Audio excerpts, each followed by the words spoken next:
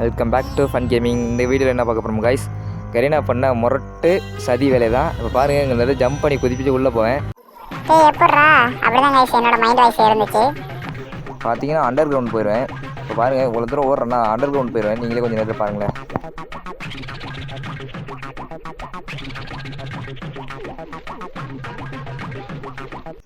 கரீனா, எனக்கு நீ என்னடா சதி பண்ண, எனக்கு மட்டும் ஏன்டா அப்படி பண்ணி வச்சிருக்க அப்படின்னு தான் கைஸ் எனக்கு தோணுச்சு.